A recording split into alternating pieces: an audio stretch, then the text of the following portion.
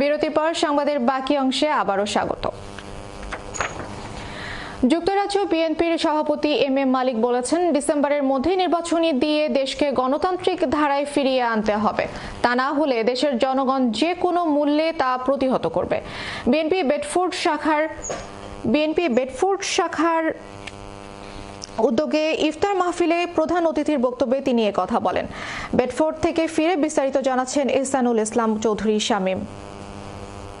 যুক্তরাজ্য বিএনপির সভাপতি ও বিএনপি চেয়ারপারসনের উপদেষ্টা কাউন্সিলের সদস্য এম এ মালিক বলেছেন, ফ্যাসিবাদ পতনের পর বাংলাদেশে বর্তমানে যে রাজনৈতিক সংকট চলছে তা থেকে উত্তরণের একমাত্র পথ হচ্ছে দেশে অবাধ, সুষ্ঠু ও নিরপেক্ষ নির্বাচন দিয়ে গণতন্ত্র প্রতিষ্ঠা করা।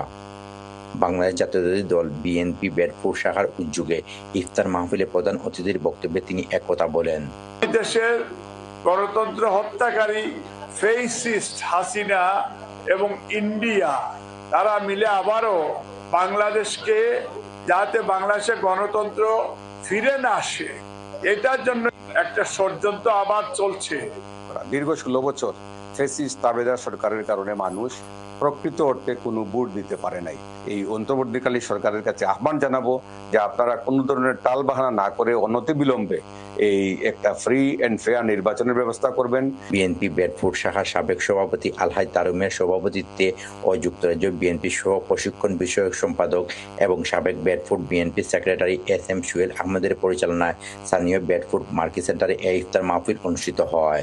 তিনবারের সাবেক প্রধানমন্ত্রী বেগম খালেদা জিয়ার রোগ মুক্তি কামনা এবং আমাদের প্রাণপ্রিয় নেতা দেশনায়ক জনাব তারেক রহমানের দীর্ঘায়ু কামনা করি। বেডফোর্ড বিএনপি যারা এই ইফতার মাহফিলে সাকসেসফুল হওয়ার যে কষ্ট করছেন, হেল্প সাপোর্ট কন্ট্রিবিউশন দিয়ে আমি আপনারা সকলে আমার ধন্যবাদ জানাই। বাংলাদেশ জাতীয়তাবাদী দল ক্ষমতা যাবে ইনশাআল্লাহ। শাখার যুগ্ম সম্পাদক জামাল উদ্দিনের স্বাগত বক্তব্য মধ্যে দিয়ে শুরু হওয়া সভায় প্রধান বক্তা ছিলেন সিলেট মহানগর বিএনপি সাবেক সেক্রেটারি ও বর্তমান সদস্য বদরুজ্জামান সেলিম।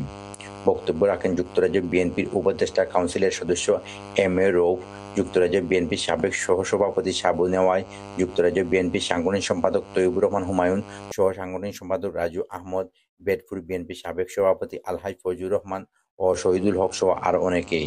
সবশেষে বাংলাদেশের সাবেক প্রধানমন্ত্রী বেগম খালেদা জিয়ার রোগ মুক্তি ও বিএনপির ভারপ্রাপ্ত চেয়ারম্যান তারেক রহমানের সুস্থতা কামনা করে বিশেষ দোয়া মাহফিল অনুষ্ঠিত হয়। দোয়া পরিচালনা করেন এম এ মালিক। বেডফোর্ড থেকে ফিরে Ihsanul Islam Chowdhury Shamim, channel S news.